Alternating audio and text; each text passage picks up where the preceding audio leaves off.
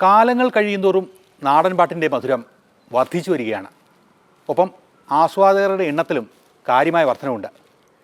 നാടൻപാട്ടിൽ പരീക്ഷിക്കുന്ന പുതിയ ചില സംഗതികളാണ് ആസ്വാദകരുടെ എണ്ണത്തിൽ വർധനവുണ്ടാക്കിയിരിക്കുന്നത്, അല്ലെങ്കിൽ അവരെ പിടിച്ചു നിർത്തുന്നത്. ആ വിശേഷങ്ങളാണ് ഇനി.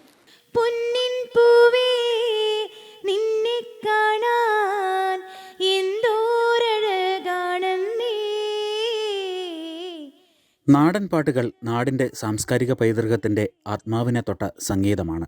പുതുതലമുറയ്ക്ക് പഴമയുടെ ചൂടും ചൂരും പകർന്നു നൽകുന്ന നാട്ടുകഥകളെ കോർത്തിണക്കുന്ന കണ്ണികളാണ്.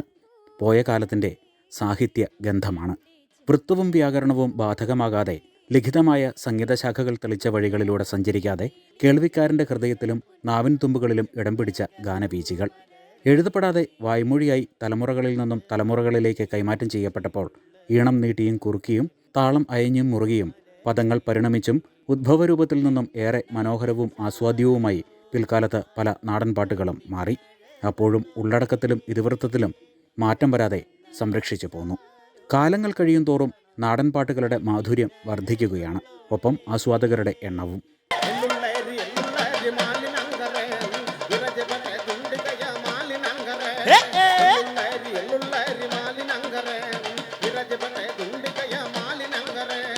നാടിൻ്റെ പാട്ടാണ് നാടൻ പാട്ട്.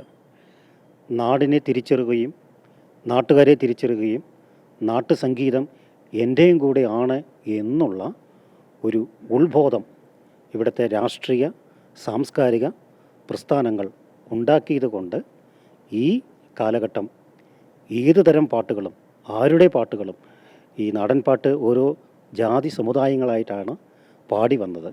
ആ പാട്ടുകൾ ഒന്നാണ് എന്നുള്ളൊരു ബോധമാണ് എല്ലാ പാട്ടുകളെയും സ്വീകരിക്കാനുള്ള ഒരു കേരള മനസ്സ് ഉണർന്ന് ഇക്കാലത്ത് പ്രവർത്തിക്കുന്നത്.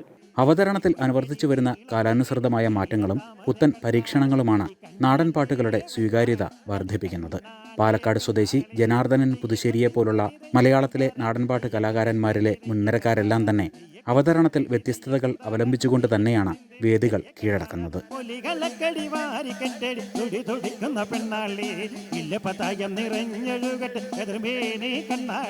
നാടുകൾ തമ്മിലുള്ളതിനേക്കാൾ അന്തരമുണ്ട് ഓരോ നാടിൻ്റെയും പാട്ടുകൾക്ക്. പറയുന്ന കഥകളും ദ്യോതിപ്പിക്കുന്ന വിഷയങ്ങളും പ്രാദേശികമാണെന്നത് തന്നെയാണ് ഇതിന് കാരണം.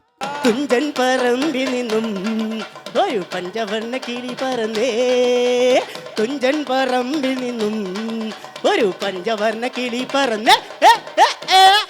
ഗോത്രവും കുലവും കൃഷിയും കലയും കളികളും ആചാരാനുഷ്ഠാനങ്ങളുമൊക്കെയായി ബന്ധപ്പെട്ടാണ് നാടൻപാട്ടുകൾ പിറവിയെടുത്തത്. വാഴ്വും വീഴ്ചയും ദുരിതവും ആഘോഷവും കെട്ടുകഥകളുമൊക്കെ നാടൻപാട്ടുകളായി. ഓരോ നാടിനെയും അവിടുത്തെ സമൂഹത്തെയും ഒരു പ്രാദേശിക സംസ്കാരത്തിൻ്റെ മേലാപ്പിന് കീഴിൽ അണിനിരത്തുന്നതിൽ വരെ നാടൻ പാട്ടുകൾക്ക് അതിൻ്റേതായ ഒരു പങ്കാളിത്തം അവകാശപ്പെടാൻ കഴിയും. നാടൻ പാട്ടിൻ്റെ ഒരു കൂട് തന്നെയാണ് നമ്മുടെ കാർഷിക മേഖലയായ പാലക്കാടും കുട്ടനാടും. തമിഴ്നാട്ടിൽ തഞ്ചാവൂരും ഈ മധുരയും എങ്ങനെയാണോ അതേപോലെയാണ് കേരളത്തിൻ്റെ പാലക്കാടും കുട്ടനാടും. അത് കാർഷിക മേഖലയായതുകൊണ്ട് തൊഴിലിൻ്റെ ഇടയിൽ നിന്നാണ് പാട്ട് പാടിക്കൊണ്ടാണ് പണി ചെയ്തുകൊണ്ടാണ് പാട്ട് പാടിയത്. പാട്ട് പൊന്തി വന്നത് പണിയുടെ ഇടയിൽ നിന്നാണ്.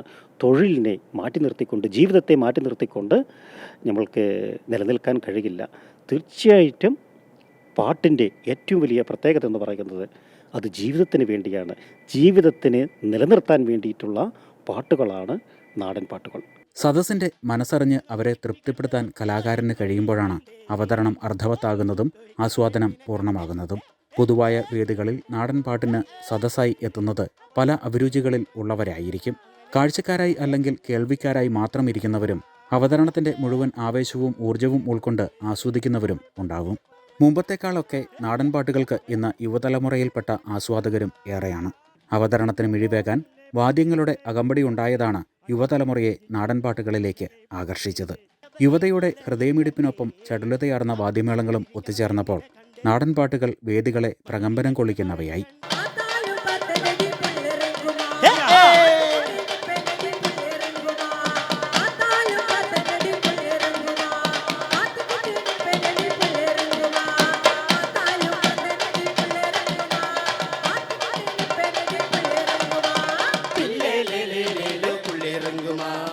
തിലലേലേലേലേലോ പുള്ളിറങ്ങുമാ തില്ലേലേലേലേലോ പുള്ളിറങ്ങുമാ തിലലേലേലേലേലോ പുള്ളിറങ്ങുമാ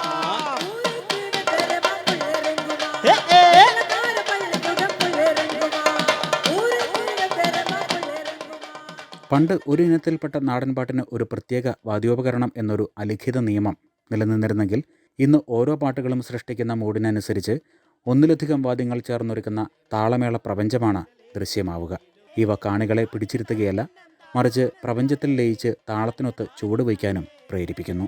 കാതുകൾക്ക് ഇമ്പമായ സംഗീതത്തിനൊപ്പം കണ്ണുകൾക്ക് ദൃശ്യവിരുന്നുമൊരുക്കുന്ന നാടൻപാട്ട് അവതരണങ്ങൾക്ക് സ്വീകാര്യത വർദ്ധിച്ചു.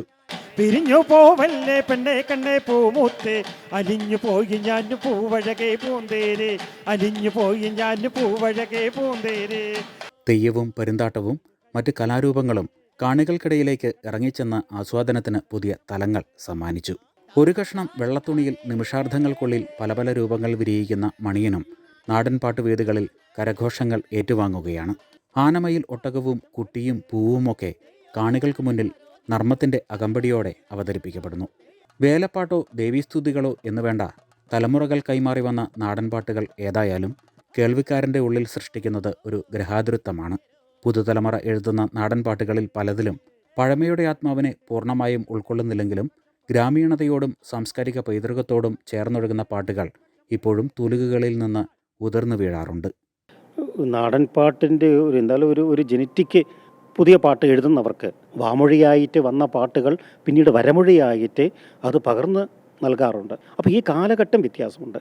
അപ്പോൾ അതിൻ്റെ ജനറ്റിക്കിൽ ജനിച്ച പുതിയ തലമുറ പാട്ട് എഴുതുമ്പോൾ അതിൻ്റെ ഒരു ചെറിയൊരു അംശം ഉണ്ടാവും. പൂർണ്ണമായും ആ പഴയതിൻ്റെ ഒരു ആണിവേര് അതിൽ ഒരു പക്ഷേ ഉണ്ടാകില്ല. അതിൻ്റെ രസം, അതിൻ്റെ മൂല്യം, അതിൻ്റെ സത്ത ഒരു പക്ഷേ കൂടുതൽ ഇല്ലെങ്കിൽ പോലും അതിൻ്റെ അംശമില്ലാതെ പുതിയ പാട്ട് എഴുതാൻ സാധ്യമല്ല. അതൊരു നല്ല കാര്യമായിട്ട് തന്നെ ഞാൻ എടുക്കുന്നു. നഞ്ചിയമ്മയെപ്പോലെ വെള്ളിത്തിര ഏറ്റെടുത്ത നാടൻപാട്ടുകാർ ഈ മേഖലയിലേക്ക് ആളുകളെ ആകർഷിക്കുന്നതിൽ വലിയ സ്വാധീനമാണ് ചെലുത്തിയത്. പ്രവാസി സംഘടനകളുടെ പരിപാടികളിലും നാടൻ കലകൾക്കും നാടൻപാട്ടുകൾക്കും ഇന്ന് ധാരാളം വേദികൾ ലഭിക്കുന്നുണ്ട്. മുൻകാലങ്ങളിൽ നാടൻപാട്ട് കലാകാരന്മാർ അനുഭവിച്ചിരുന്ന പട്ടിണിയും ദുരിതവുമൊക്കെ അകറ്റാൻ ഒരു പരിധിവരെ ഇത് കാരണമായിട്ടുണ്ട് എന്നത് ആശ്വാസകരമാണ്. പ്രവാസികളാണ് ഏറ്റവും കൂടുതൽ ഈ മലയാള സംസ്കൃതിയെ പ്രോത്സാഹിപ്പിക്കുന്നതായിട്ട് എനിക്ക് തോന്നിയിട്ടുള്ളത്. ഇപ്പോൾ ഫോക്കും ട്രൈബൽ പാട്ടുകളൊക്കെ നേരിട്ട് സിനിമയിലേക്ക് പ്രവേശിക്കുകയാണ് ചെയ്യുന്നത്. അത് വലിയ ഒരു സ്വീകാര്യത. ആ ജനപ്രിയ സംഗീതമായ സിനിമ ഇതിൻ്റെ ഭാഗമാകുമ്പോൾ വേഗത്തിൽ ഗായകനെ, ഈ നാടൻ പാട്ടിൻ്റെയും ഇല്ലെങ്കിൽ ട്രൈബൽ ഗായിക ഇല്ലെങ്കിൽ ഗായകന്മാരെ വേഗം തിരിച്ചറിയുകയും ഒരു ജനകീയത സ്വീകാര്യത ലഭിക്കുകയും അവർക്ക് കൂടുതൽ അവസരം കിട്ടാനുള്ളൊരു സാധ്യതയുണ്ട്. അപ്പോൾ സിനിമ വലിയ ഗുണമാണ്, സംഭാവനയാണ് നാടൻ കലയ്ക്ക് ചെയ്തു വന്നത്. ഇപ്പോൾ നാടൻ പാട്ട് പാടുന്ന ഒരു വ്യക്തി സിനിമാ ഗാനം നാടൻ പാട്ട് സിനിമയിൽ ഉൾപ്പെടുത്തിയാൽ ഇല്ലെങ്കിൽ ആ പാട്ട് പാടിയാൽ വലിയ അവർക്ക് പ്രോത്സാഹനമാണ്. ഒരു ജനകീയ സ്വഭാവം, ഒരു ജനകീയത ലഭിക്കുകയും അവർക്ക് ലോകം തിരിച്ചറിയാനുള്ള സാധ്യത സാധ്യമാകുന്നുണ്ട്. കൊച്ചി കണ്ട് കോട്ട കണ്ട് കൊച്ചിയിലഴിമുഖം കണ്ടേ, ഒരു കൊച്ചിക്കാരത്തി പെണ്ണിനെ കണ്ട്. കൊച്ചി കണ്ട് കോട്ട കണ്ട് കൊച്ചിയിലഴിമുഖം കണ്ടേ, ഒരു കൊച്ചിക്കാരത്തി പെണ്ണിനെ കണ്ട്. അവൾ കൊഞ്ചി പറഞ്ഞ കഥ, അങ്ങനെ അങ്ങനെ കൊഞ്ചി പറഞ്ഞ കഥ, പ്രിയ കൂട്ടരെ അവൾ കൊഞ്ചി പറഞ്ഞ കഥ, അവൾ കൊഞ്ചി പറഞ്ഞ കഥ. അങ്ങനെ ഈ ആഴ്ചയിലെ സെൻട്രൽ മാഗസിൻ വിശേഷങ്ങൾ ഇവിടെ അവസാനിക്കുകയാണ്. അടുത്ത ആഴ്ച പതിവ് പോലെ പുതിയ പുതിയ കാഴ്ചകളും കൂടുതൽ വിശേഷങ്ങളും വ്യത്യസ്തമാർന്ന അനുഭവങ്ങളുമായി നമുക്ക് വീണ്ടും കാണാം. നന്ദി, നമസ്കാരം.